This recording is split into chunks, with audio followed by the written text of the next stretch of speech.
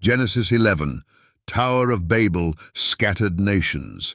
Jesus reunites all nations in himself. Acts 2, Pentecost reversal. They tried to build their way to heaven. In Genesis 11, the people said, "Let us build us a city and a tower, whose top may reach unto heaven, and let us make us a name." But God came down. He scattered them. He shattered their unity, not because unity is bad, but because their unity was built on rebellion. They wanted heaven without God, glory without submission, a name for themselves instead of honoring the name above all names. And so God confused their language. The Tower of Babel crumbled, not in stone but in purpose. The very thing that gave them power, their one language, was turned against them. Nations were born that day, not out of peace but punishment. Divided tongues, divided cultures, divided hearts. And mankind has been splintered ever since. But if Babel scattered the nations, who can gather them? If languages were confused, who can restore understanding? If pride divided mankind, who can unite them again?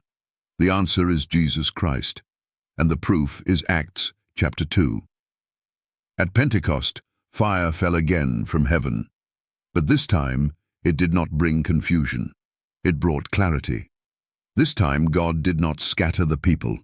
He united them, not through human effort, not by building towers, but by pouring out his Spirit. Acts 2:6 says, "Every man heard them speak in his own language." Did you catch that? Babel reversed, the curse undone. In Genesis 11, languages divided. In Acts 2, languages united, not by returning to one tongue, but by one Spirit speaking through many tongues. Unity in diversity. One gospel, many voices. One Savior, every nation. So here's the question to every skeptic, pastor, imam, priest and doubter. If Babel was judgment, what was Pentecost? Because you can't explain what happened in Acts 2 without accepting divine intervention. Fishermen from Galilee didn't study Greek, Parthian, Elamite, and Egyptian overnight. They were filled with the Holy Ghost. And when that Spirit spoke, everyone understood. That was not a coincidence. That was a cosmic declaration. Jesus is not just the King of the Jews. He is the unifier of every tribe, tongue, and nation. Revelation 7:9 confirms it. A great multitude of all nations and kindreds and people and tongues stood before the throne. All nations, not just Israel, not just Arabs, not just Americans, all. At Babel, man said, "Let us make a name." But Philippians 2 says God has given Jesus a name above every name. At Babel, man reached for heaven, but in Christ, heaven came down to us. And at Pentecost, the proof exploded in sound and fire.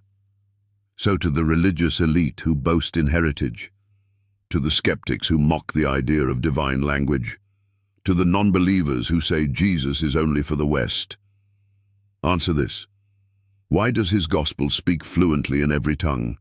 Why is his name preached in jungles, deserts, prisons, palaces, cathedrals, and slums? Why do former Muslims, Buddhists, atheists, and idol worshippers all find peace in the same name? Because Jesus didn't just undo Babel, he fulfilled the cry that Babel could never reach.